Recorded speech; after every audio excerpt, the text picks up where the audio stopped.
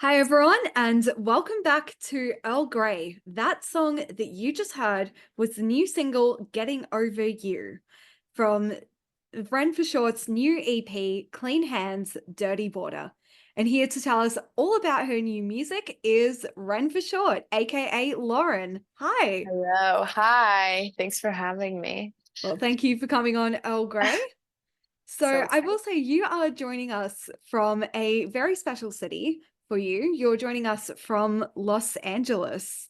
Yes, I am. This is not home, but I do spend some time here. So, yeah. Yeah. I wanted to ask, so what inspired you to start writing Clean Hands, Dirty Border?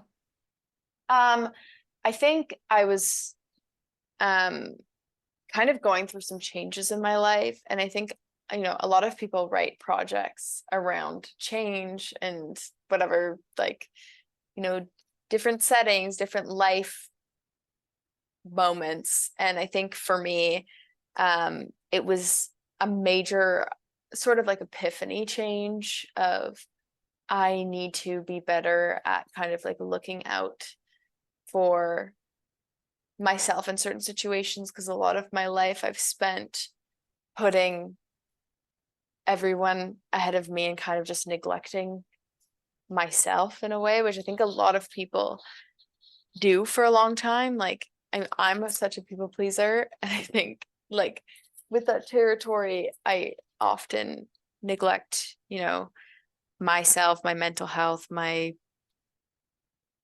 wants, what like my desires. And I think a big inspiration for this project was kind of navigating how to start taking care of myself while still being able to take care of others, if that makes sense. Yeah, and I will say it's always important to, I guess, take on what you can handle and not push yourself too much. Absolutely. Yeah. And the lead single, which we just heard, Getting Over You, is basically like a breakup song. Yeah. So um can you walk us through the process of making that one? Yeah. So that one, a kind of when I went in to write that song, we had this idea of doing something sort of more in the ABBA world. It's not, it didn't end up, being super ABBA-y, but we referenced Arcade Fire. They have, oh, see, this is where my head's going. They have that one song. I don't remember what it's called. I can look after and whatever, but um it kind of has that more, spacey, um, electronic while still being very organic instrumentation.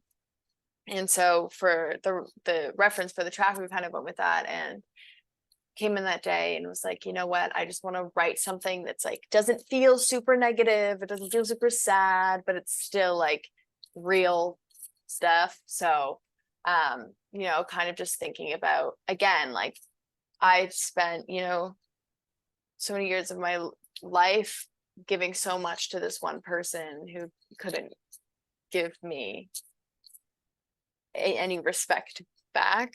So I think it's kind of that song kind of came to very quickly because it felt very, very real to me. And yeah, it's kind of just about like, with that moment when you look past the superficial things about a person, when you get past that, oh my God, you're so perfect, everything's so perfect, we're great stage, and realize that when you look from the outside, maybe it's not so great. So it's kind of just like, I'm going out with the girls and I'm getting over you tonight because you are not allowed to be a part of my life anymore. That was kind Yeah, of, yeah. yeah, no, that's good that you kind of started to look at that relationship differently and yeah, and change and channel that, those feelings from that changing point into this song. And I definitely felt it when I was listening that it came from that place of Yeah. realizing that things weren't working and needing to move on. Yeah, of course. Good. Well, not good, but yeah. And one of my favorite songs is your collaboration with PJ. DJ Sorry, Harding. Yeah. yeah. Yeah. So can you so that one is very much like a sad song and it's got two voices, not just the one telling the story. Yeah. So how did that collaboration happen? Yeah, so I work a lot with these two guys, Paul Famous and Ethan Schneiderman, who are like a producer kind of writing duo. And they were saying, oh my God, PJ's coming in. He's from Australia as well. So shout out Australia. PJ's coming in. You would love him. He's amazing. He's a great writer. And at first I was like, oh my God, PJ Harvey, like the British singer. And then I realized it was PJ Harding, and then I like looked at his Spotify, listened to Spotify. I was like, wow, you're amazing. Holy crap. And realized that he wrote July, the Noah Cyrus song, which I also like loved.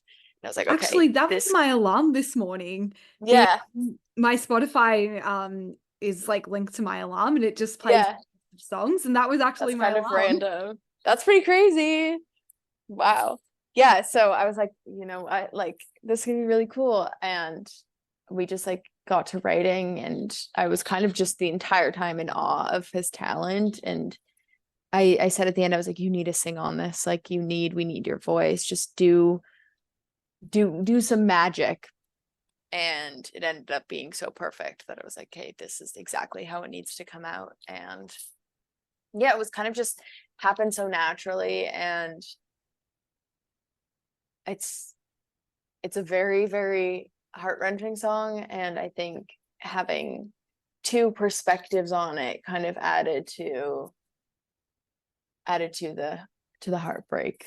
And I think just having his genius around was what I needed in that moment. So Yeah, it was super cool that you guys made again one of the most emotional songs on the yeah. album, on the EP for sure. And Yeah. yeah, honestly, where can we go to listen to the full EP? Yeah, so it's on Spotify, Apple, Amazon. It's on basically every service. On YouTube. I have it uploaded on YouTube too. And I have some like live videos coming out as well. So there'll be a little bit of everything. But yeah, it's basically anywhere you can find music, it should be. I'm pretty sure. Yeah. Well, thank you so much for joining us on Earl Grey today. Thank Um, you so much for having me. yeah, it's been a real treat having you on the show. Thank Thank you. you. Thank you so much.